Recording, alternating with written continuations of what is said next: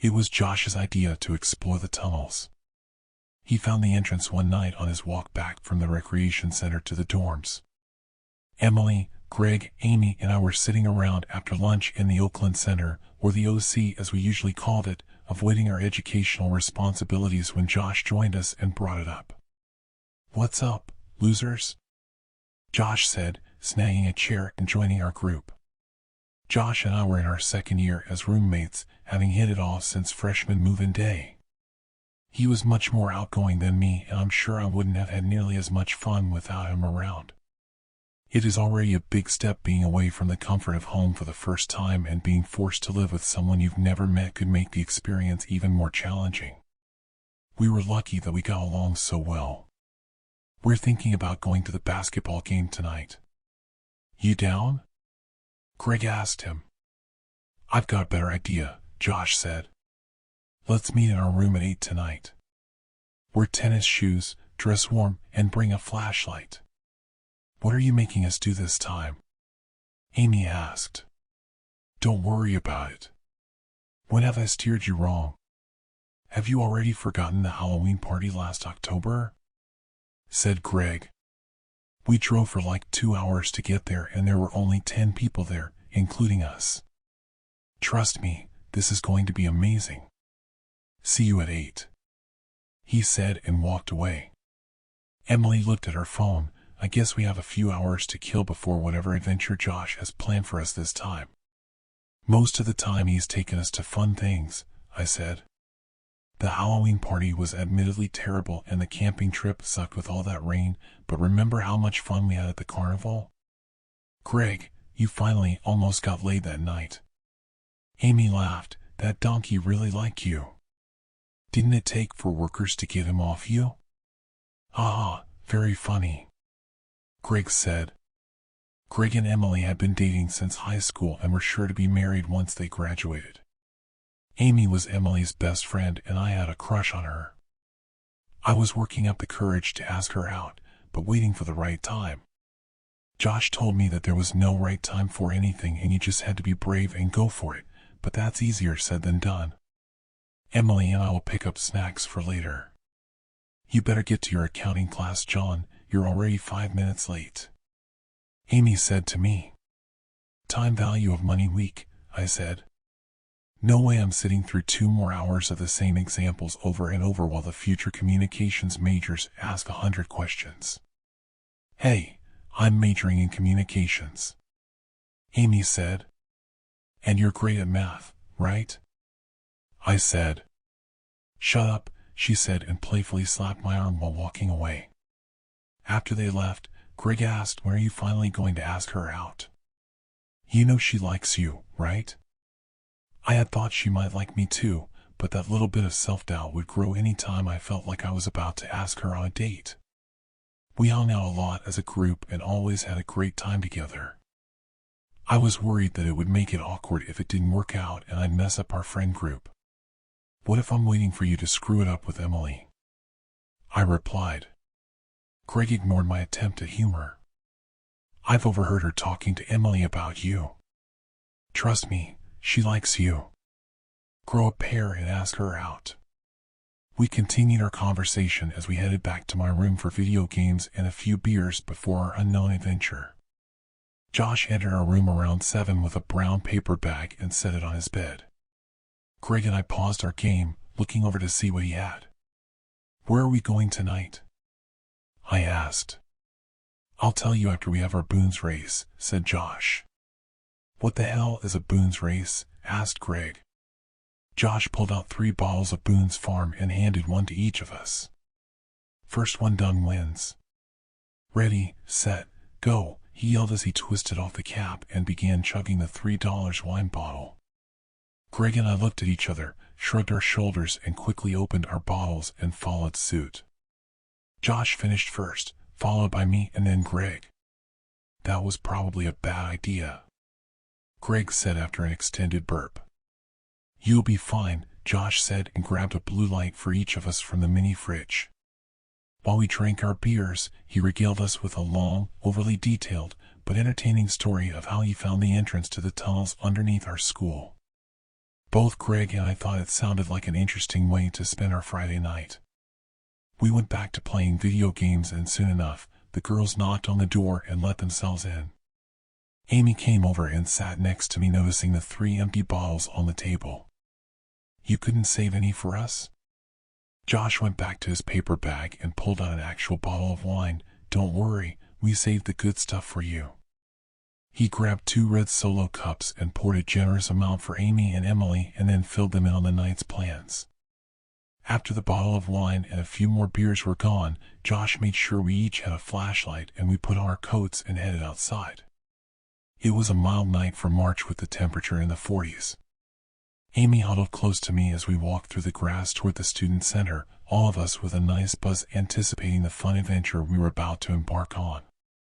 "The entrance is over there," Josh said, pointing to a small section of pine trees and bushes. The night was still and there wasn't anyone else in the area. We looked around to be sure no one was watching and hurried behind the bushes. There was a square metal door about the size of a manhole cover on top of a cement slab in the middle of the bushes. Josh opened it up and said, "Ladies first." "No way am I going first down there," Emily said as she looked at the ladder leading down into the darkness. "I'll go first," Amy said as she grabbed my shoulder and hoisted herself onto the cement. She smiled at me and excitedly said, "This is going to be fun." She turned on her flashlight and slowly went down the ladder. I went down next, followed by Josh, Emily, and lastly Greg, who closed the door above him before climbing the rest of the way down the rungs. We got to the bottom and the rest of us turned on our flashlights and looked down the 2 paths we could take. "How far did you go when you found this place?" Greg asked.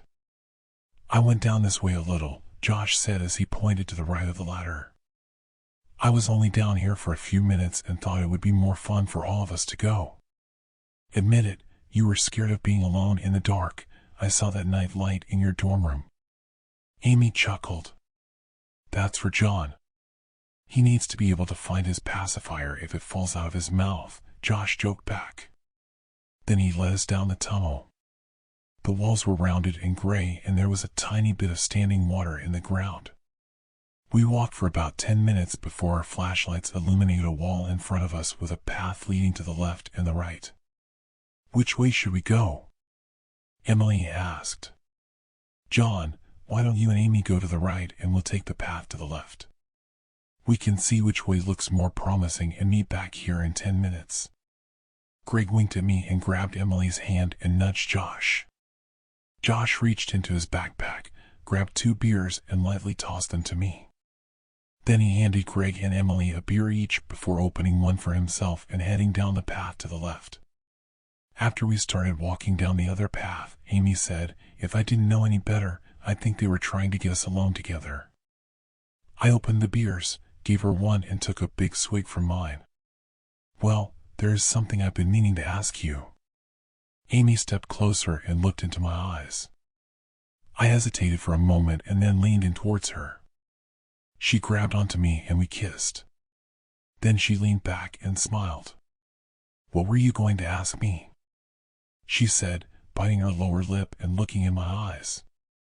"I can't remember," I said as we set our drinks down and she pressed her body into mine. We held each other tight and continued to kiss, our tongues playfully dancing in each other's mouths. We were suddenly jarred out of our embrace by a loud crash. I initially thought it was Josh or Greg trying to scare us before realizing the sound came from further down the path we were supposed to explore. "What was that?" Amy asked as the smile faded from her face. I aimed my flashlight down the path, making shadows dance across the tunnel walls. I took a few steps forward and Amy grabbed my hand, trying to pull me back. "Let's get the others before we see what that was. I'll just go a little further and see if I can see anything." The high of the kiss and the buzz from the alcohol gave me extra courage as I slowly walked down the path. Another loud noise echoed through the tunnel from further ahead. I turned around to check on Amy and jumped as her hand grabbed my arm. "I didn't realize you were following me," I said. She let out a nervous laugh. "I didn't mean to scare you. I hope we don't get in trouble for being down here. Let's go find the others." I nodded in agreement. We headed back toward where we had split from the others. After a few steps, we heard a metal door slam shut. It sounded like it came from the area where we had entered. We stopped and she whispered, "Our phones, let's try to reach the others." We both pulled out our phones. There was no signal down here and the university Wi-Fi network didn't show up. My phone was on vibrate already and Amy quickly silenced hers. We listened intently in the hopes that whoever was down here with us was going the other way. Amy grabbed my hand and we hurried further down the tunnel. I placed my hand over my flashlight to provide just enough light so we could see where we were going. "Look, there's a door up ahead," Amy said. The door was slightly ajar, but it wouldn't budge when I pushed it. I could hear the footsteps growing louder and then it sounded like they were running. "Something must be blocking the door," Amy said. We began pushing together, but couldn't get it to go any further. I turned around and was blinded by a bright light shining on us. "Hey, what are you doing down here?" a deep voice yelled. We held our hands up to shield our eyes and Amy said, "We're sorry, we didn't know we weren't supposed to be here." Then I heard Josh's laughter. "I got you guys good," he said. "You ass," Amy said. After Josh lowered the light, we could see Greg and Emily coming up behind him. "Sorry," Greg said. We told him it was a stupid idea, but you know Josh. When Josh finally stopped laughing, he said, "At least I got you two to finally kiss each other." "That was before you scared us," I said. Amy turned back around to the door. "What do you think is back here?" she asked. "Something is blocking it." Greg walked over to help me and Amy pushed on the door and we finally got it to open a little further. We took turns squeezing through the opening and found ourselves in a big room. There was a desk in the corner and a couple cabinets. "Maybe this is part of the basement of one of the buildings," said Emily. "From the direction we went, I think we might be under a doubt." "I think you're right," said Josh. He pointed his flashlight over by the door. "What the hell?" We walked over to him and saw the giant mound of dirt and broken concrete that was leaning against the door. There was a hole in the wall behind the pile. "We have to go in there," said Josh with a big grin on his face. The top of the hole was about chest height, so we'd have to crouch to get in. "No way," said Greg. Josh aimed the light in the hole. "Look, there's plenty of room in there. Let's see where it goes." I looked at Amy. She shrugged her shoulders and said, "Why not? We'll always wonder where it goes if we don't check it out," said Josh. "Don't be a giant." "Come on, Greg, let's go," said Emily, cutting Josh off. "Where's your sense of adventure?" Greg sighed. "Fine, let's go." Josh went first, Amy and I followed behind, and Emily and Greg were at the end. The tunnel was well lit from all of our flashlights, and we only had to crouch for about 10 feet before it opened up into a bigger tunnel like the ones we first went into. Although, this one looked much older and the walls had rust stains all over them. "It stinks in here," Amy said. "My bad," said Josh. "I shouldn't have had those bean burritos from the cafeteria earlier." "No, it isn't that. Well, maybe it partly is, but something else smells terrible," said Amy. "Yeah, I smell it too," I said. "I think it is a dead animal." "Let's keep going," said Josh. "Maybe it will get better once we get past it." I covered my nose with my shirt as we continued on through the tunnel. The smell grew progressively worse and I was ready to turn around when Josh said, "I think we found the smell." We all aimed our flashlights where Josh was pointing and unfortunately got a good view of the large animal carcass. "What is that?" Emily asked. I didn't think any of us were going to be able to answer that question as I stared at the pile of bones and decaying flesh. It looked about the size of an elk, but you'd have to go over 200 miles north to see one. "Maybe it's a bear," said Greg. "Alan, why would a bear be down here?" said Emily. "It's way too big to be any other animal that lives around here," said Greg. "Maybe it's more than one animal," said Amy. "Aren't those all leg bones?" she said, pointing to a few different spots in the pile. Josh started counting. I think I see 9 legs and I can't even tell what that is. He pointed to a large rotting appendage. Let's keep going. I can't take this smell anymore, said Amy. We walked quickly away from the pile and only slowed down once the stench had begun to fade away. The tunnel continued for a long time and Josh handed us each another beer while we continued on our way.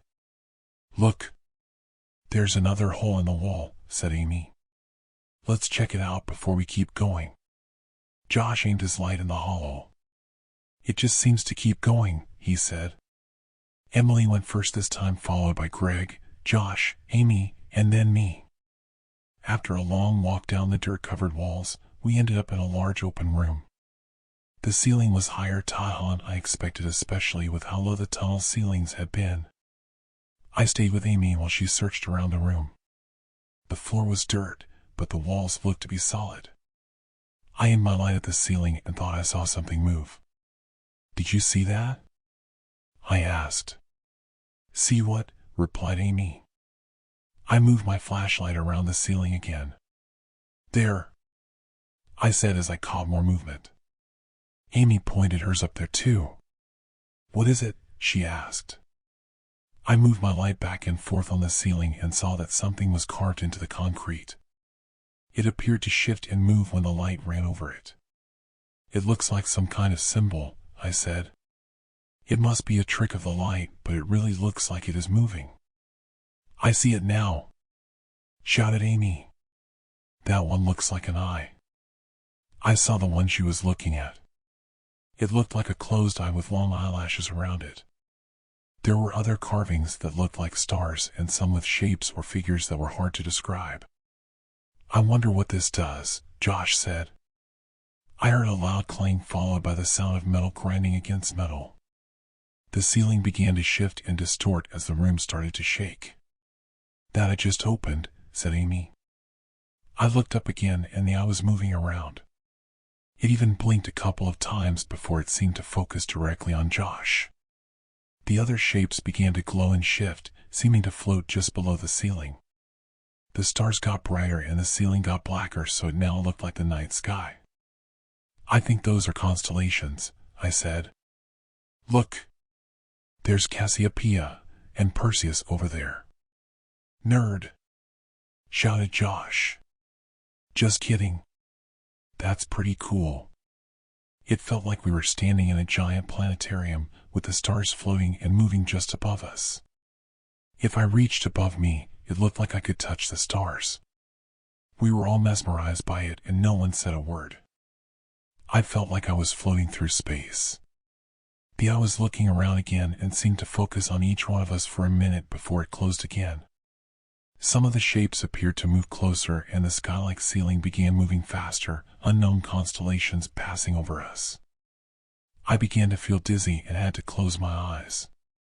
When I opened my eyes again, I was startled to find myself in my dorm room lying on the floor next to Amy. As I got used to my sudden change in surroundings, I realized I was about to pee my pants. I got up and ran in the bathroom and just barely made it. While I was still going, I heard a knock at the door. It was Amy. Hey, you almost done in there? I really have to pee. Almost, I said. Although, it seemed like it was never going to end. Finally, I was finished. The door opened up while I was washing my hands and Amy rushed in. Sorry, I can't hold it anymore. Too much beer and wine last night, I guess she said. It was the same for me, I said before stepping out and giving her some privacy. I checked my phone to see what time it was, but it wouldn't turn on. After plugging it into the charger on my desk, I looked around and noticed Josh wasn't in the room. Amy stepped back into the room and asked, "What time is it?" I looked over at my alarm clock. "It's past 2 in the afternoon," I said. "Really? I can't believe we slept that long." I didn't remember coming back here last night, however, I was afraid to tell Amy. The Boone's race was probably a bad idea, but I didn't feel blackout drunk. "Hey, do you know how we got here last night?" Amy asked. I smiled. "Oh good, you don't remember either." I remember everything until we were in that room. A smile came across Amy's face. The stars and glowing images came back to me and I closed my eyes. They showed up so clearly in my mind and I started feeling dizzy. "John!" Amy shouted. I jumped. "What is it?" "I've been calling your name for like a minute and you wouldn't respond," she said. "Sorry, I was thinking about the room." She looked a little concerned. "Let's go find Greg and Emily, or Josh. Maybe maybe Greg and Emily will remember." "Good idea," I said. "Let me see if anyone texted." I turned on my phone and waited for it to power up. When the lock screen came up, I was about to enter my PIN when I noticed the date. "It's Sunday," I said. "What's Sunday?" she asked. "No. I mean today is Sunday," I said. "Let me see." She walked over to me. "What happened to Saturday?" "I don't know." I looked at my phone. Nothing from Josh. "I'll text him while we head over to Greg's." "No wonder we had to pee so bad," she said. We walked over to Greg's room on the other end of the hall. There was no answer when we knocked a few times and the door was locked. Amy and Emily's room was on the floor below. We were both quiet on the walk to her room. I was sure Amy was as confused and concerned as I was. Amy tried the handle. It turned and she slowly opened the door. "Emily?" Emily and Greg were both lying on the floor asleep. "Emily, Greg," I called while giving Greg a shake. He started awake. "Hey, what are you doing here?" Then he looked around. "Wait. What are we doing here?" Before I could answer, Greg's eyes went wide and he got up and sprinted to the bathroom. Emily woke up slower but then quickly got up and burst through the bathroom door. I looked over at Amy and she and I shared a laugh. When they both came out, Amy said, "Hate to break it to you, but it's Sunday." "No. It's Saturday," said Greg. "Don't you remember? We went to the tunnels last night and saw that room and then he looked confused. Look. It's Sunday." I showed him my phone.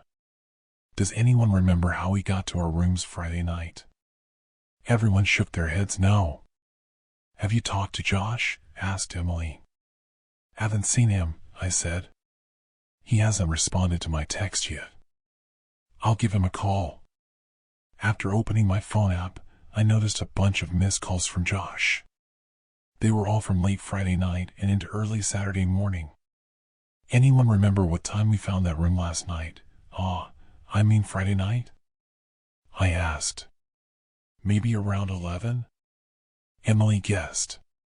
"Josh started calling around midnight that night," I said. I tapped on my voicemail. "That's a lot of messages." "He left voicemails?" "Play them," said Amy. I put my phone on speaker and played the first message. It was silent for the first minute. I was about to close it when I heard a faint sound. It was a barely audible hum. The tone of it was so low and deep that I could feel it in my head. The sound began to vibrate stronger in my head and was becoming painful. The glare of white lights appeared in my peripheral vision and I felt weak. Voices started to speak on the message, but I stopped it before I fell to the ground. It took a few moments for me to get back to normal. "Turn it off. Turn it off," shouted Emily. "It hurts. Why won't you stop it?" She was holding onto the sides of her head. Greg ran over to her. "It's not playing anymore." "What's wrong?" Emily had her eyes closed and was still holding her head. She dropped to her knees and leaned forward onto the floor. Greg dropped down beside her. Then suddenly she stood back up. "That was weird, wasn't it?" She laughed. "Let's go find Josh." Emily walked to the door. I looked at Amy and shared the confusion I saw on her face. "Emily, are you okay?" Amy asked. My head hurt too when the voicemail was playing. "I'm fine," Emily said with a smile. Come on, let's go. She walked out the door and Greg followed her. Amy grabbed my arm. What the hell was that? Amy said she looked like she was in so much pain, and then she was fine. That was weird, I said. We had to move fast to keep up with Emily as we went outside and through campus towards the woods. Emily, do you know where Josh is? I shouted up ahead to her. She turned around and said, Of course I do, before trekking on ahead. We didn't say much else while we followed her. The whole walk she never hesitated in the direction she went. There it is! Emily shouted before running ahead. We all ran after her and watched as she went into a section of thick bushes. She kneeled down and frantically brushed away the dirt. A handle was now exposed. Help me open it, she said. I was scared of what was happening, but I really wanted to see that room again and to know if Josh was okay. I grabbed the handle with Emily and helped her pull it open. Emily went down first and I quickly followed her. Amy gave me a weird look as I noticed her and Greg hadn't followed me over.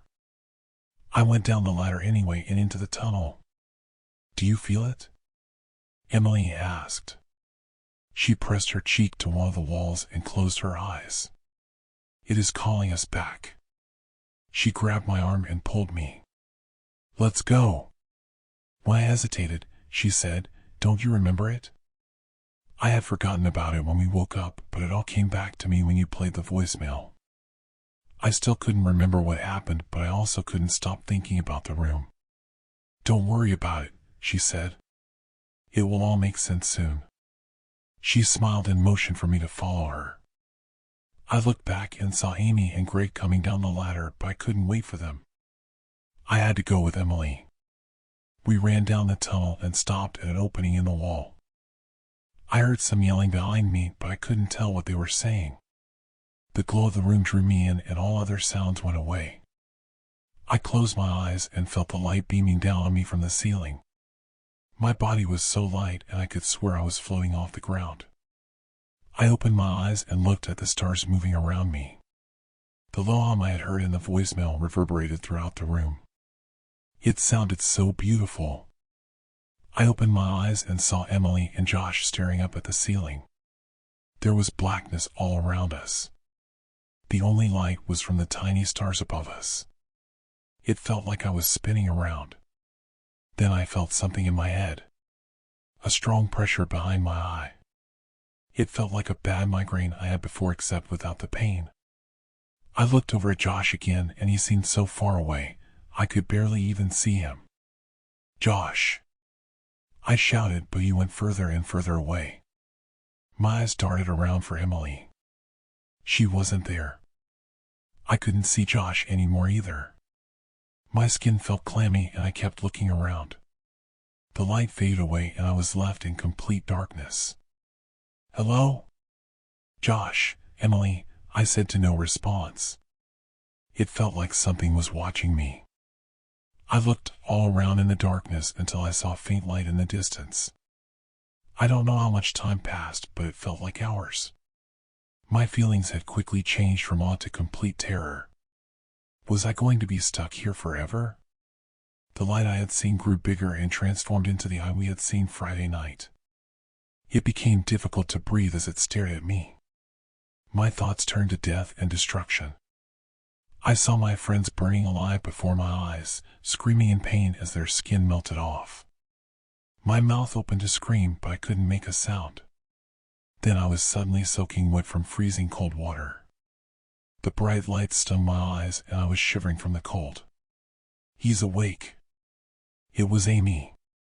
She slowly came into focus and I found myself lying in a bathtub of freezing cold water. I jumped up, nearly slipping and falling before Amy caught my arm. Once I was steady, she wrapped me up in a couple towels. We didn't think you'd ever wake up, she said. What do you remember? The room, I said. I remember going back into the room. Josh and Emily were there. My body continued to shiver and my head was hazy. I sat down on Amy's bed and closed my eyes. I could suddenly feel myself back in the room. The low rumbling sound I had heard in the voicemail filled my ears. When I focused on the noise, it began to sound like words. Well, not quite words, but sounds. My head started hurting and I could feel the words inside my brain. An image started appearing in my mind. It was a vast ocean with water all along the horizon. Stars shone down from the night sky. Something big was emerging from the water. The giant shape neared the surface and I felt water splash into my face. I looked around and I was in Amy's room. Greg was holding an empty cup of water. "Man, where the hell were you?" he asked. "You zoned out again and we couldn't get your attention at all." That night, Greg went back to his room and Amy and I slept in her bed. She fell asleep quickly, but I couldn't get the images of my friends burning out of my mind. When I was 8 years old, my mother told me the exact date and time I was going to be murdered. Uncle Wes was at it again. When I was 8 years old, my mother predicted the exact time and date I would die. Yet she failed to predict the amount of times my siblings and I would be kidnapped by our eccentric uncle. Eccentric was a strong word. I preferred psycho. It wasn't unusual for me to spend my Friday night tied to my siblings inside my uncle's storage container. I was 8 years old. I should have been at home watching cartoons or in bed. But I won't say my family was normal. Even if Uncle Wes didn't take us, the three of us would be accompanying our parents in their shady activities as long as we stayed in the truck. However, Uncle Wes's monthly kidnappings had become an event. Get up. Eat breakfast. Go to school. Even when I knew it was coming, I still somehow fell for it. Uncle Wes's cartoon-like schemes to capture us were getting progressively more unhinged. Waking up was uncomfortable, my head felt stiff, my eyes glued shut. Swirling my tongue around my mouth, I could taste stale chocolate milk. According to Mom and Dad, if our mouths taste bad, our memories muddled, we are definitely drugged. I did have a semblance of a memory, though. I remembered the smell of leather car seats, my cheek uncomfortably glued to the window, my cousin hanging over the front seat as we were slowly driven into blanketed darkness. My sister's head was bouncing on my shoulder, my hand grazing the lock on the door. But I was so tired. Outside, darkness became light, and we were heading further and further away from what we knew. Home. There was chocolate milk in my lap, my brother curled up next to our psycho cousin. Ugh. Immediately, my parents' training kicked in. Resisting the urge to groan, I inclined my head left and then right. I didn't even have to open my eyes to know where I was. The ice-cold temperature and unearthly silence was enough. When I was younger, the storage container was terrifying, a nightmare that haunted the back of my mind. At 8 years old, however, I had been through this far too many times to be scared. My mouth felt thick and strange, and my memories were fuzzy. Head. Torso. Legs. Arms. I'm okay. Moving my arms, I realized my wrists were restricted behind my back. Fee, my voice echoed. Are you okay? No, my sister grumbled. Leave me alone. The ropes tangled around our hands were tighter than usual. Rowan? He answered by knocking his head into mine. Oh. What did I say? Rowan exploded in a hiss. I could tell he had been waiting every agonizing second to say that. From the sound of his voice, he was awake. Like awake. Rowan was a light sleeper. Even when our chocolate milk was drugged, or we were dosed with sedatives, he was the one who was awake first. Which meant the stupid head had been sitting there for who knew how long, perfectly rehearsing the best way to say, I told you so. I had to bite back a petty retort. He was right. Yes, I had fallen for an obvious trap, but this time it was easier to believe. I was in class when my elementary school principal strode into our classroom and announced both of my parents had been in a car accident. It's a trap. Rowan sat behind me, pencil lodged between his teeth. When I turned in my chair, he mouthed, It's Uncle Wes. Mom and Dad taught us from a young age to never trust adults. Even adults with kind eyes. Adults we were supposed to trust. Mom said the people in our town wore masks, and no matter how young I was, as a Delacroix, I would always be in danger. My brother knew this after learning the hard way. He befriended a kid with Pokemon cards, initially only growing close to the boy to get a sparkly one, but he ended up actually liking him. The kid invited him to hang out at his place, and my oblivious and naive brother ended up a hostage. It turns out, even innocent bystanders will go to the extreme to get cash. The mayor had a target on our heads, and Rowan was practically a golden goose. If underground thugs wanted his mercy, then they had to bring him a Delacroix head. I rode with Mom on the way to the kid's house. Back in a moment, honey, Mom calmly climbed out of the car. She was gone for maybe a minute. I heard one singular gunshot before she was yanking open the car door, my brother in her arms. Mom wasn't scared or in a rush to get away. She reprimanded Rowan for breaking her #1 rule, and then cranked up the radio. After that incident, he trusted no one. Not even the lunch ladies. Rowan shot me a glare, but I was already trembling, my teacher's words sending my stomach twisting into knots. Don't fall for it, idiot. Rowan, that is a terrible thing to say, the teacher scolded him. Stand up. Rowan stood up, dragging his feet. How much did our uncle pay you? The teacher looked taken aback. I'm sorry, what? Rowan stuck out his tongue. You heard me. How much did Uncle Wes pay you to kidnap us? Mrs. Carver's eyes darkened. I appreciate your vivid imagination, young man, but you are being ridiculous. The boy folded his arms stubbornly. Mom and Dad wouldn't just get into a car accident.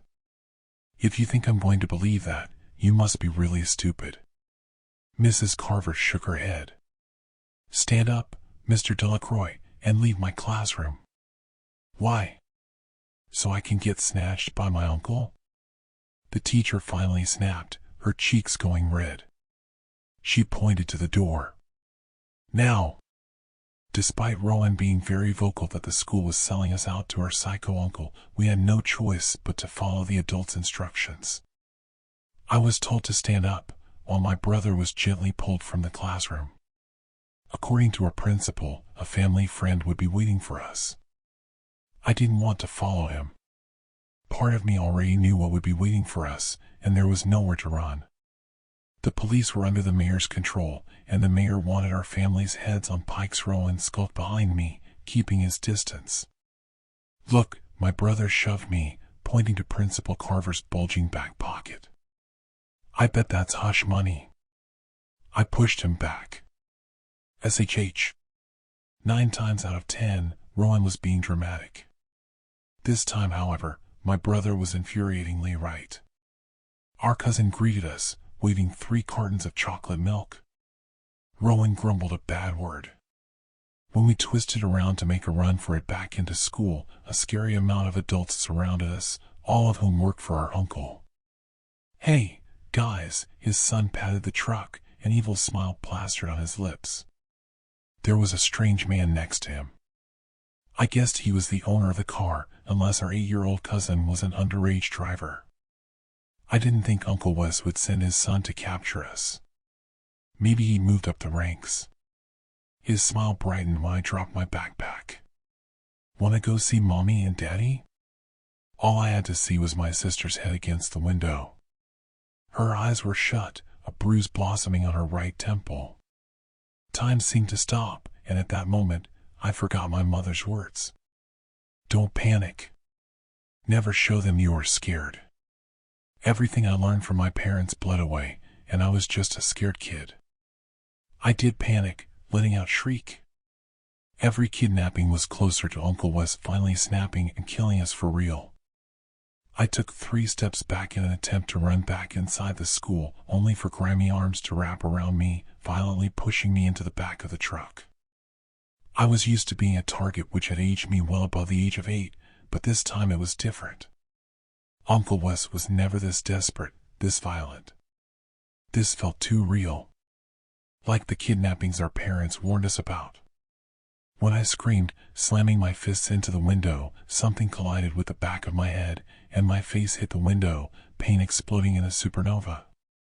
Leaning over the seat, my cousin snatched the chocolate milk, pierced it with a straw, and handed it over. "Drink," he giggled with a tone that told me I didn't have a choice. "Try it, it's super chocolatey." In the corner of my eye, my brother was being shoved into the front seat. The last thing I remember is taking the tiniest sip. It did taste good. But then the world started to spin off kilter. Rowan slowly tipped into the window, his milkshake pooling off his seat. Presently, I could still feel the impact, gritting my teeth. That explained my headache. I had grown used to the freezing cold temperatures, the scratchy rope wrapped around my wrist, and the duct tape plastered over my mouth.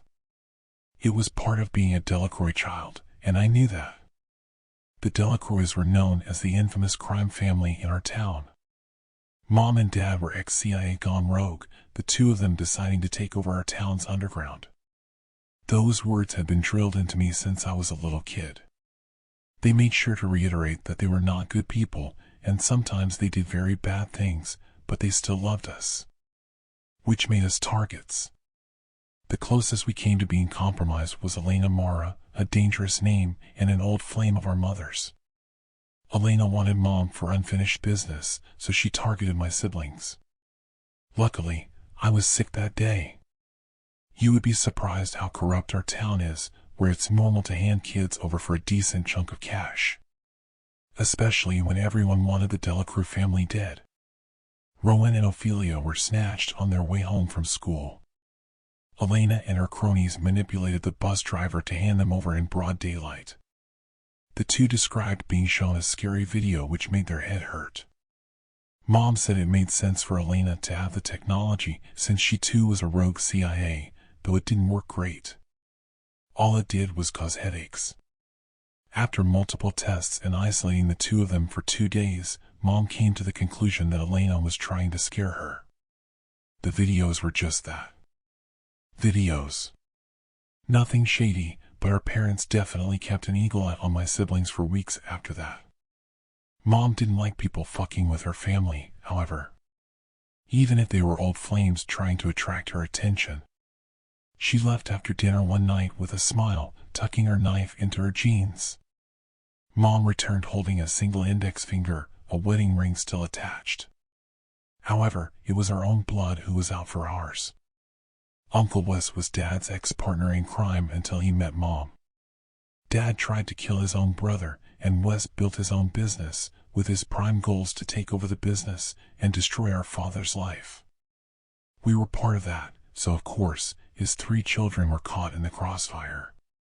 Which meant every month or so, we would find ourselves once again at the mercy of Uncle Wes. The thing about Uncle Wes is, though, he's all bark and no bite. Uncle Wes was more of a Doofenshmirtz than a joker. When we were younger, Uncle Wes was a little more lenient. Instead of a storage container, we would be held inside his karate kitchen, handcuffed to the wall. However, he did provide us with cookies and juice boxes. Dad's main fear was Uncle Wes influencing us to come over to his side of the family.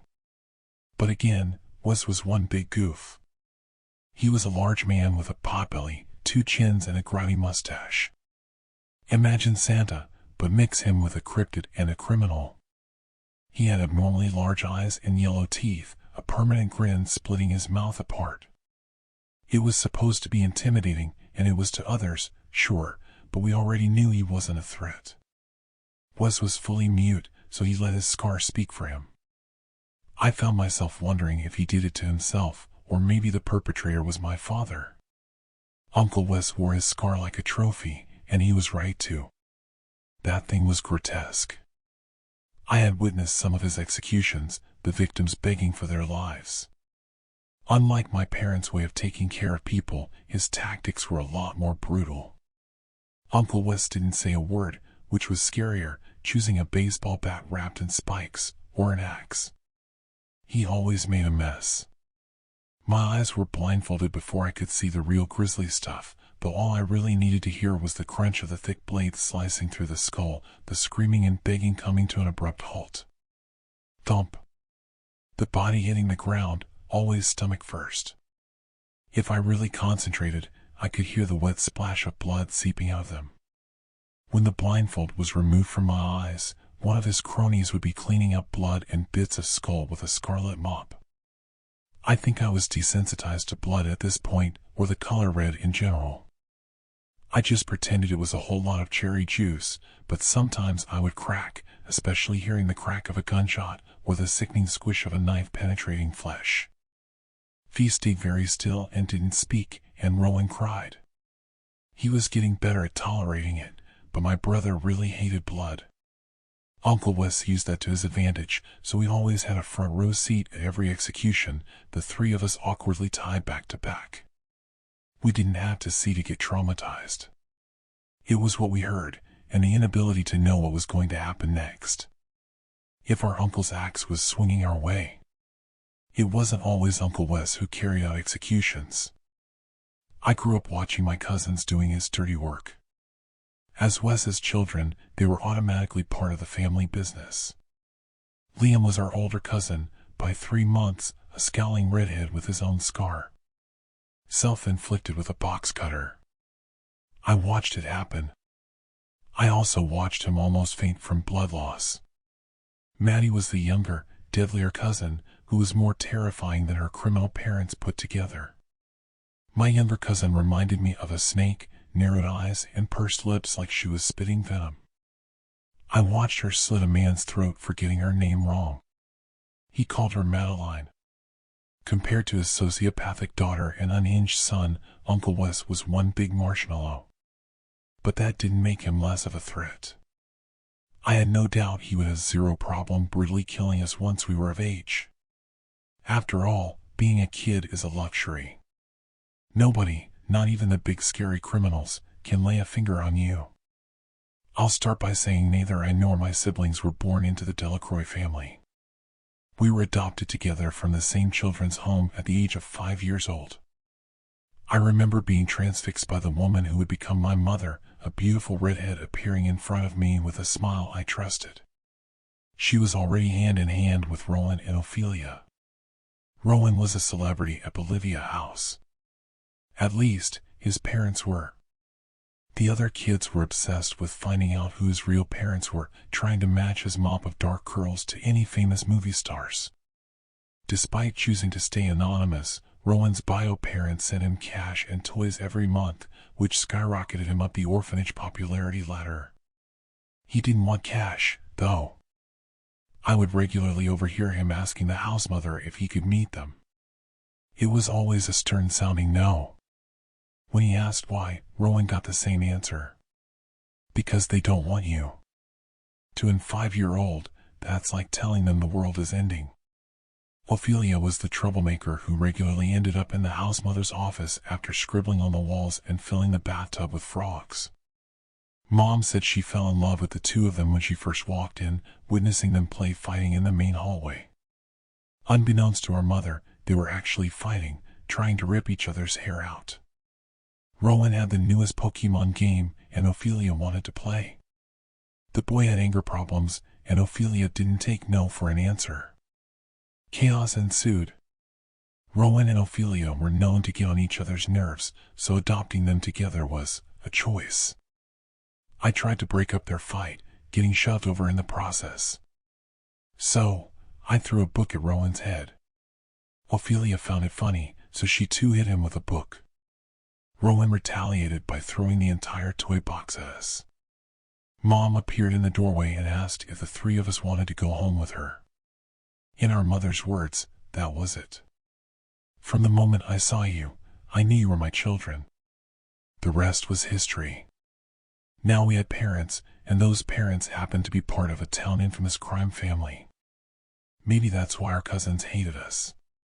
We weren't technically Delacroix blood. When the storage container opened with a loud groan, I knew it was Liam. My cousin always announced his presence by whistling. His footsteps unnerved me, dancing towards us. Light seeped inside the storage container, illuminating his face. Liam was 8 years old, skinny, and did not resemble his father or little sister in the slightest. He was a sandy blonde, while the two of them were freckled redheads. Liam's face reminded me of pizza. Specifically, pepperoni. His bright yellow Adventure Time sweatshirt really upped the intimidating factor.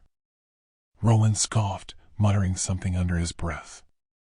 My cousin's head snapped up, eyes narrowing. I'm sorry, did you say something, orphan? Wow, I've never heard that one before. Liam curled his lip. I said, what did you say? I knew Rowan wouldn't hold back. He surprised me with a snort. I said, aren't you a little too old for Adventure Time? You need to clean your ears out if you can't hear me. My brother laughed, and to my surprise, Ophelia joined in nervously. Isn't your father part of a Bahia criminal gang? And you're watching cartoons?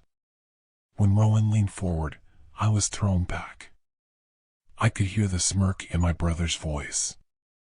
Shouldn't you be watching adult TV shows by now? Liam's mouth stretched into a terrifying grin. Instead of responding, he pulled something from his pocket, and I felt Rowan stiffen. Playtime was over, and now we were playing like our criminal parents. An unwelcome shiver skittered down my spine. I saw the flash of silver, and then the curve of the blade. My father is out on business, Liam announced, casually spinning the handle between his fingers, so I figured why not play with my favorite cousins? I found my voice, pulling at my restraints. No wonder this particular kidnapping wasn't like the others. It wasn't even Uncle Wes who took us. Wait, you were the one who paid our teacher? The boy nodded, taking a step towards us. He was waving the knife around too much. If he wasn't careful, he was going to stab himself in the eye. Yep. I had a little help from my dad's friend. He flashed me a smile, his eyes shining. Liam was trying way too hard to be his father. It was painful to watch. Still though, his annoying laugh made me nervous. Mom was yet to teach us how to untie knots around our wrists. Do you want to guess what I'm going to do to my favorite cousins? Force us to watch a kid's cartoon? Rowan mumbled. I wasn't expecting Liam to kick my brother in the gut hard enough to knock the breath from his lungs. Twisting my head, I saw my cousin's shadow lunging forwards. He kicked him again and again and again, until Rowan was wheezing, spitting blood. Liam didn't stop until my brother was silent. I could still hear his breaths, but they were labored, his clammy hands trembling. Nope. Liam laughed. Try again. Ophelia squeaked, and I sensed the impact of his shoe protruding into her gut. She let out a startled breath, her head knocking against mine. I was next. Mom told me how to disguise pain and pretend it didn't exist. But she was yet to train my mind to think like hers. I felt weak, pathetic, as a Delacroix daughter. I was too young to learn how to fight back. That's what Dad said. So, I had to take it. The first kick wasn't that bad. I sucked in my tummy and took a deep breath. The second kick knocked it all out of me, and I understood what pain really was. Stubbing my toe was not pain. Falling down the stairs was not pain. Even breaking my arm was not pain. Pain was endless, a cruel wrenching sensation of my body being battered. It was relentless, and a new word blossomed into my mind. I had never known it myself, only heard my parents express it. Agony. Agony was intentional, and every kick was meant to hurt. I started to scream, my cry choking into sobs. But I didn't have enough breath to scream, breath to cry. The third kick was aimed at my face, bursting my nose on impact, my head hanging. The world seemed to slow down, and suddenly, all I knew was pain. All I knew was reality jerking left to right, the salty taste of blood dribbling down my chin. I was barely conscious when my cousin grabbed my ponytail and wrenched my head forward. The world was spinning. The sudden prick of his knife grazing the curve of my throat sent my mind into overdrive. Your parents took something special from my uncle, Liam murmured, jerking my head left and right, his fingernails digging into my chin. The boy was studying me, sticking his fingers into my mouth and prying it open. When I bit him, he cocked his head, confused. Wow. That's weird. Liam shuffled back, tightening his grip on the knife. You don't smell the pit, he tilted his head, a dark twinkle in his eye. Why? He pried at my eye, and this time, I let out a hiss, lunging forward. Liam only had to remind me of his weapon. Holding it up with one hand, he muffled my shriek with the other. SHH. You're annoying me.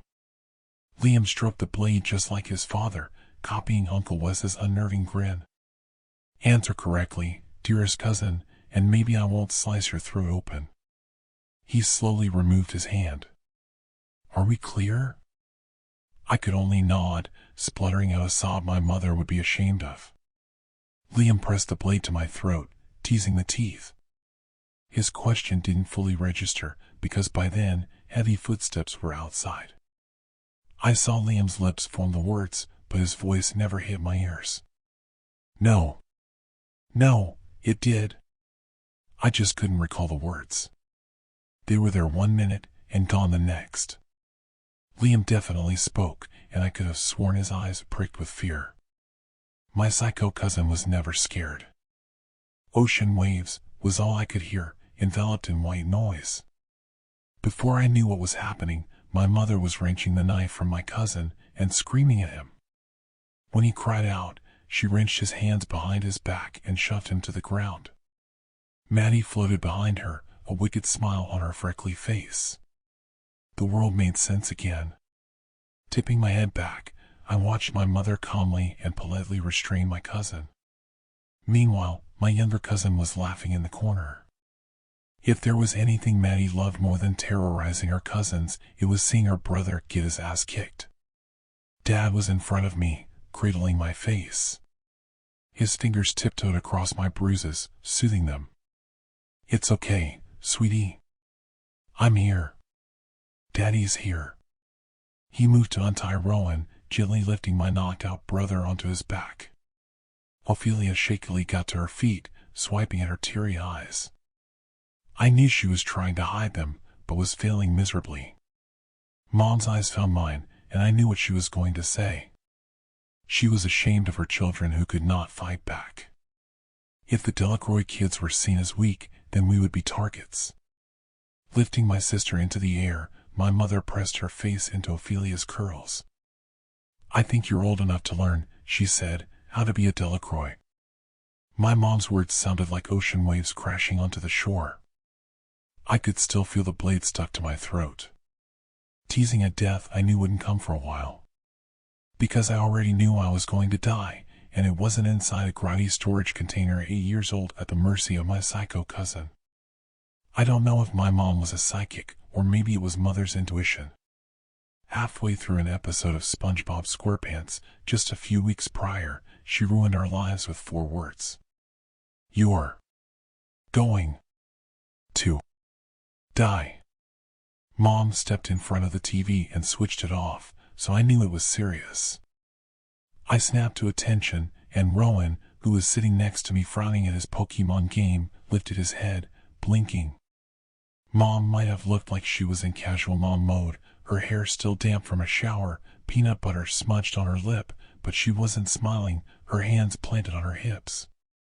Listen to me very carefully, she said, her expression softening. The 3 of you are going to die. Ophelia knelt on the floor with a book on her lap, looked up, a pen in her mouth. Rowan laughed, before disguising it with a cough. What? I thought Mom meant that we were too weak. That one day, an enemy of our family was going to succeed in killing us. No. Mom knew the exact time and date we were going to die. I was going to die at 18 years old. 10 years away, and yet I suddenly felt like every minute and second mattered. The world looks different when you're told your death is inevitable. Murder.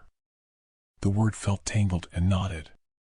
We were going to be murdered in what she guessed was a planned attack, but she didn't know who our killer was.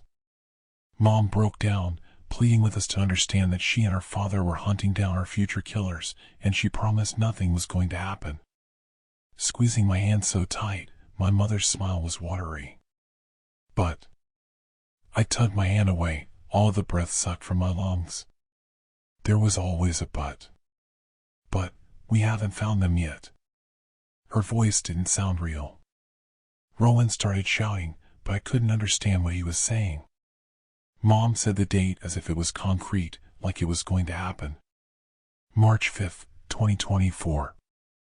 Rowan and Ophelia were scheduled to die at 4:13 p.m. and 4:17 p.m., while I would die 40 minutes later at 4:50 p.m. How do you even know this? Rowan argued. She didn't reply, only hugging him instead. Mom was confident that she could turn us into killers in 10 years.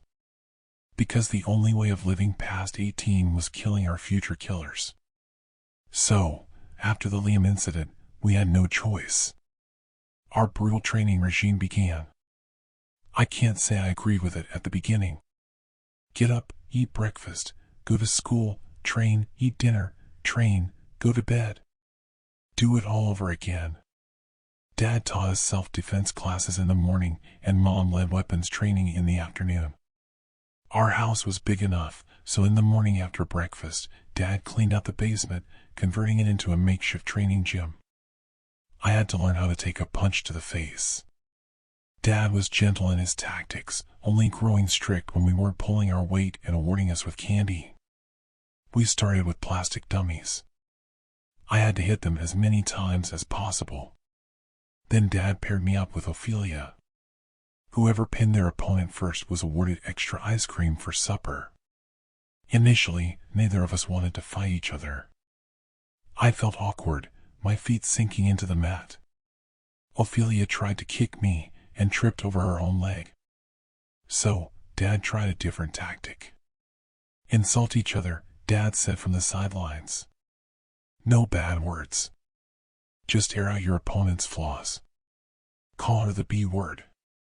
Rowan shouted with a laugh. No, there is no reason for using bad words, our father said. I want you to get used to fighting back. Start with using words. You always use your toothbrush with your gross mouth. Ophelia spoke up with a squeak. And you use my toothpaste. Her words gritted my teeth together. You snore. I retorted, my cheeks heating up. You sound like a pig. At first, I barely felt the sharp impact of her hand slapping my face. I think it was shock. Before our father clapped his hands. That's right, Poppy. Now, I want you to use your hands. I could barely control myself when I hit back, this time shoving her to the ground. Ophelia jumped to her feet and kicked me in the stomach. That's too harsh, Dad said. No kicking. Copy what I demonstrated. Ignoring him, I kicked Ophelia in the leg and was immediately grounded. He reiterated his rules. I don't want you to fight each other. I want you to take each other down. So, that's what we did. It took months of training for me to be able to take my sister down. Then my brother. And after a few years, I was pinning my own father. Our parents would pay friends to sneak up on us. Expect the unexpected was what they nailed into our heads. Our murderers could be anyone and anywhere. As a kid, I failed. I jumped into a woman's car posing as our great Aunt Helen, only for her to drug my apple soda and take me right back home, where my awaiting mother chastised me for being naive. In my defense, I did have a great Aunt Helen, and this woman did look like a Helen. When I stepped into our kitchen at 13 years old, tired from school and training, Mom was baking cookies. She twisted around, pivoting on her heel, pulling her gun from her apron. Bang, she said, pointing it at my head. I just killed you, honey. I was already struggling to grab my own. Bang. Mom said again. I killed you again. Mom, wait, I was too slow, my brain foggy. 3 shots in the head, Poppy, she said in a sing-song. Your brains are currently splattered all over the walls.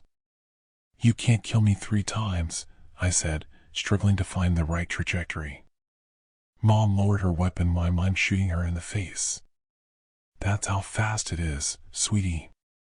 Bad people do not hesitate. She shot around into the window, and I had to stop myself from flinching. Why are you hesitating? Because you're my mother. Mom sighed, turning back to her cookies, swapping her gun for a heart-shaped cookie cutter. How was school? Fine. Dropping my weapon on the counter, I grabbed apple juice from the refrigerator.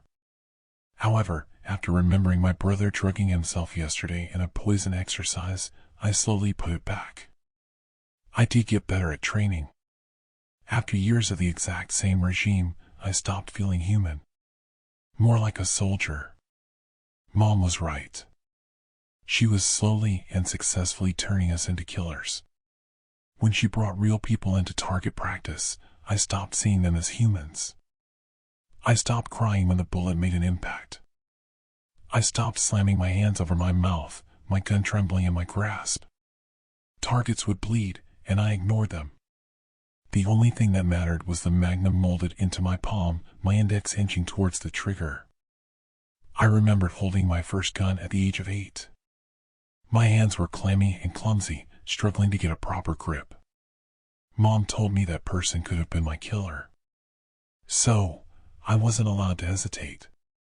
My hands were not allowed to shake. By the age of 16, I used every waking minute to train. Rowan took me down in a self-defense exercise, only for me to leap onto his back and rip out his hair. Dad called it fighting with emotion. He told me to take a walk around the yard and come back when I was less agitated.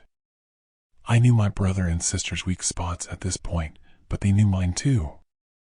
I threw a punch, aiming for his neck to destabilize him, but he was already tracking my moves, narrowed eyes drinking all of me in. With a single kick to the groin area, I was lying on my back staring at the ceiling, and Dad was shouting at me to try again. I did, this time pinning him.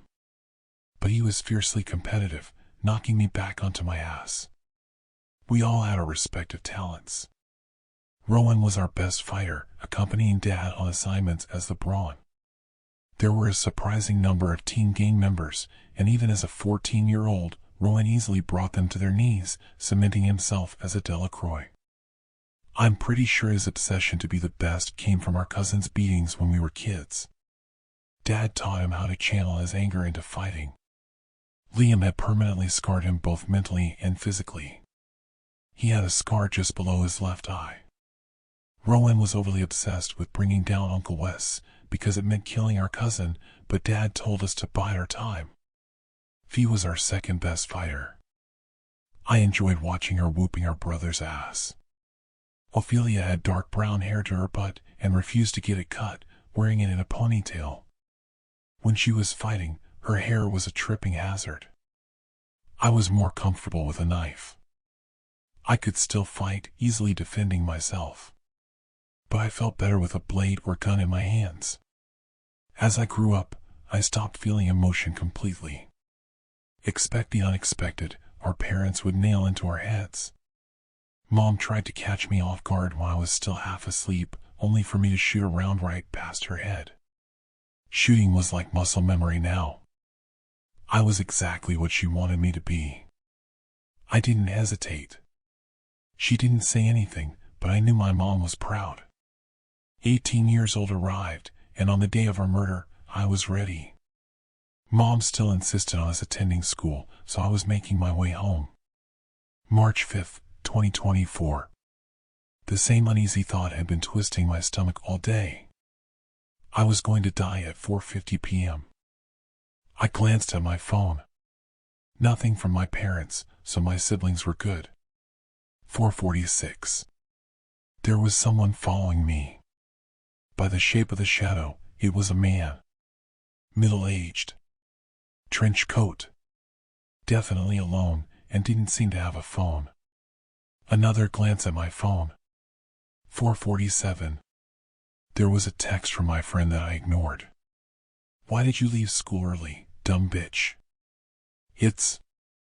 I swiped it away, stuffing my phone in my pocket. Closer.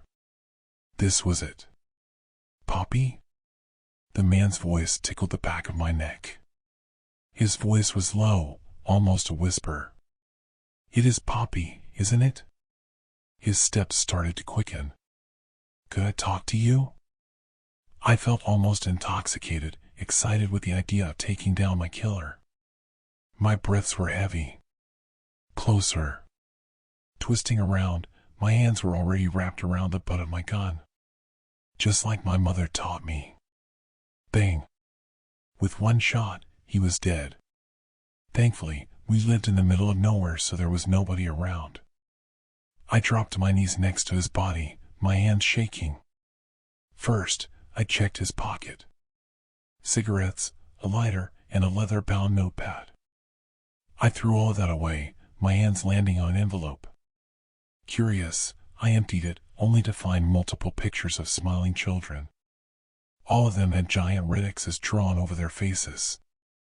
And among them, photos of me, Rowan, and Ophelia. So, my would-be murderer was a creep after all.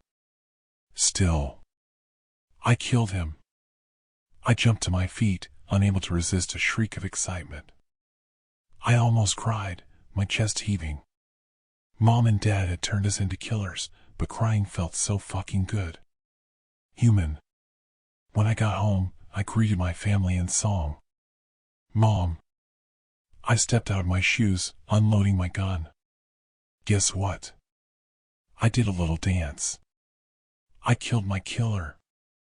I was halfway across the threshold when I felt it. Something wet, warm, leaking under my socks. It had been almost 5 years since I felt that sensation. Creepy crawlies skittering up my spine and filling my mouth. My eyes followed the scarlet puddle, finding my sister's body, twisted and mangled out of shape. Her hands had been snapped off, her legs impossibly bent. Like a monster had chewed her up and spat her back out in disjointed pieces. In front of me, my mother was standing with Rowan's headless torso over her shoulder, a wide smile across her lips, polluted eyes resembling nothing staring back. My sweet mother wearing her heart-shaped apron was a monster. My brother's eyes had been burned from his sockets. His mouth carved from his face, almost resembling a manic, skeletal grin. A single glance at the clock on the wall told me it was 4:49 p.m. Which couldn't be right. Mom. Dropping my backpack, I ducked to grab the knife sandwiched in my sock. Mom's smile was bright, and yet so fucking inhuman. You didn't even hesitate. I'm so proud. Before something cold and cruel sliced across my throat. Dad. What did I say? Dad chuckled in my ear. Expect the unexpected. I woke up, hanging off my father's shoulder. Bleeding out, my breath strangled, my words nonsensical. Around us, there was nothing. We were no longer inside our house. There was only a single bright light illuminating a giant pit in the ground. Dad spoke to me while hauling my brother's body into the chasm. He waited a moment before letting out a disappointed sigh. Your mother and I found something a long time ago when we were working as field agents, he hummed. It promised us money and power. As long as we allowed it to consume. Mom kicked Ophelia into the pit with a disgusted snort. It promised us children as strong and powerful as us, children who could take over the family business and continue to feed it long after we were gone. Heirs that could fight alongside us. Mom continued. But, of course, we are yet to find them. She grabbed me, dragging my body across the ground. Perhaps if you actually trained properly, Poppy, maybe you and your siblings could have been exceptions. I only heard her latter words. Oh, well, perhaps the next orphans will be better. Before she flung me over the edge, where I just managed to cling on. I waited to bleed out, to lose consciousness and drop into oblivion. But after 5 minutes of using all of my upper body strength to hang on, I risked grazing my fingers over my throat. I could still feel the wound, but it didn't feel like it was gaping anymore. Mom and Dad left after a while of waiting. By that time, I had enough strength to haul myself onto solid ground. For a moment, I stared at the ceiling, panting for breath. I rolled into my stomach and grasped for my knife, but it was gone. Fuck. When I turned to leave, the pit grumbled. The ground trembled beneath me. Twisting around, I instinctively reached for a weapon. I lost my breath when a single hand appeared, grasping onto the ground for dear life. I started toward the pit, before running footsteps sent me stumbling back. Fuck. It can't be. Mom appeared, Dad following behind her. We've been feeding potential Delacroix to this thing for 50 years, and now it responds? I didn't stay behind to let them test their luck with me again. Following the tunnel back into our house, I made it back into daylight. Into fresh air. I've been keeping a low profile for the last few weeks. I can't sleep, I can't eat. My hands are shaking. All I see is the pit. Those psychos pretended to be my parents. I'm terrified of being captured again. I can't stop shaking. I'm fucking alone. Last night, I heard the Delacroix children killed my parents' main rivals. I guess Roland and Ophelia really are officially part of the family business.